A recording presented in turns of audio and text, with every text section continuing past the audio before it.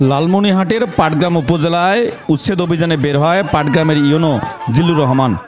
তিনি উচ্ছেদ অভিযান যখন পরিচালনা করেন তখন ফুটপাতের ব্যবসায়ীরা তার দিকে তেড়ে আসে।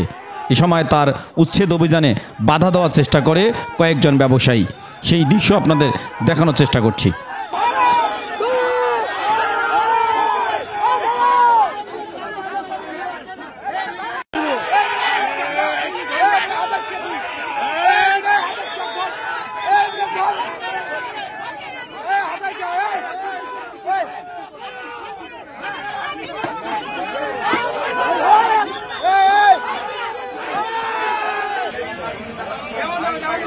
বসে মাসির মুখ দেখে